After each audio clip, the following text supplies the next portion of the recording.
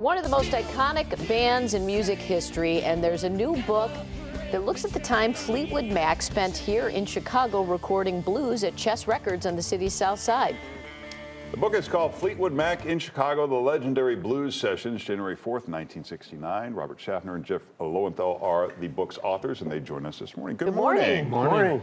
Thanks for having us. I don't think there are a lot of people that knew Fleetwood Mac was a blues band, and these are do not include Lindsey Buckingham and Stevie Nicks. So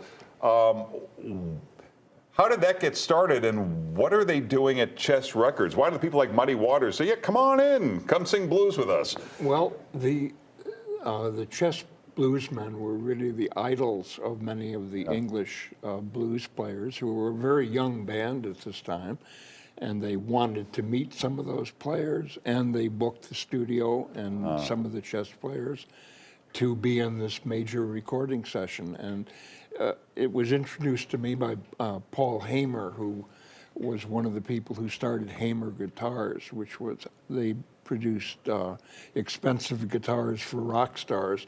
And he said, were you the photographer at that Fleetwood Mac session? I said, yes. And he said, you'd be surprised how many people are interested in that 50-year-old session.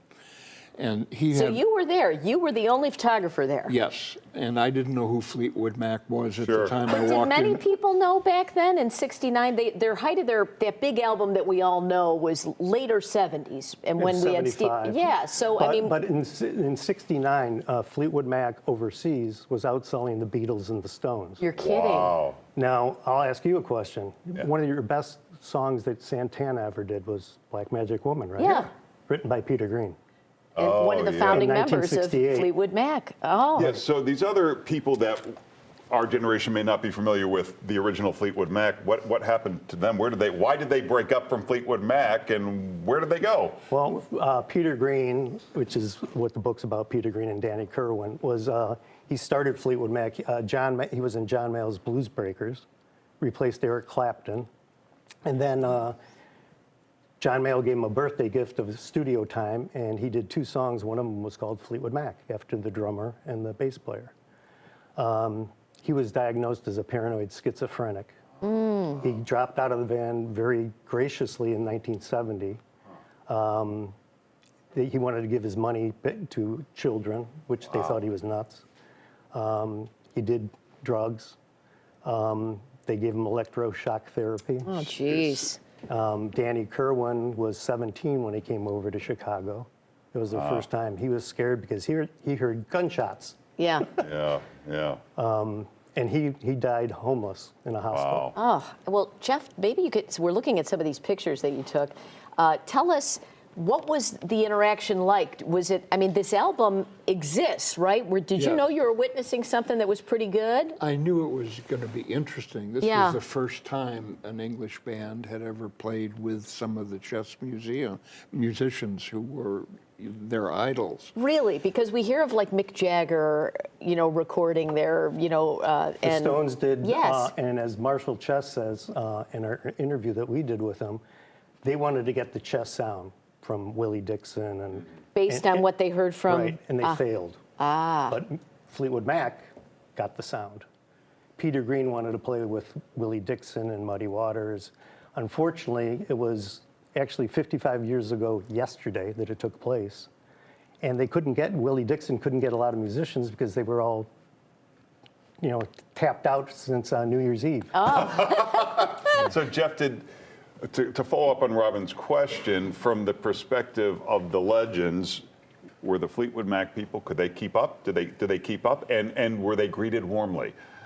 You mean when they played? Yes. Yeah. They had played dates, and I think this was their first Chicago tour. Yeah. And they had worked opposite Muddy Waters for one of those gigs. Yeah, but did Muddy Waters and Howlin' Wolf, did they think the Fleetwood Mac guys were good enough, and were they happy to hang out with them? They did after they heard them play. Willie Dixon took Peter Green to a Southside bar, and John McVie was worried about his safety because they thought he was going to get rolled. He got there, he got on stage, and all I can say is Willie Dixon said the whole place was awestruck. So this album from these sessions exists? Is this what this Yeah, is? that's what this is. This is what the pictures originally looked like. Can people still buy this? Is it Yes. well-sold album and Yeah. well-known? It actually, when it came out, it did not sell very well, but it Yeah. has since sold very well that it can be streamed. But if you look at the pictures here, they're an inch by half an inch, and here's what we have in the book. Yeah. Huge, So yeah. did Fleetwood Mac shift their sound out of circumstance, or was it a commercial decision, just the changing nature of the lineup? Well, I'd say Danny Kerwin got them into pop music, because if you know the song Jewel-Eyed Judy or Station Man, those are power pop songs. Yeah. So Jeff, he got them into power Yeah. pop music. so Jeff, in your photos, what is your strategy going in? What are you trying to capture from those images that we're shooting? Basically, people always ask me, do you have any anecdotes about the recording session? And I said, basically no, because I'm in there to capture photography. They're in there to make music in a sometimes tense situation, because studio time is very expensive, or was in those days. So I'm concerned with taking pictures and not listening to what's going on, except to know that you don't take pictures during a take and so forth. You use very quiet cameras. I was doing my job and they were doing their job. Well, the book is Fleetwood Mac in Chicago, the legendary Chess Blues session, January 4th, 1969. You can get more on these Facebook pages. Pleasure to meet you both. Thanks for being Thanks, here. guys. Thank you very much.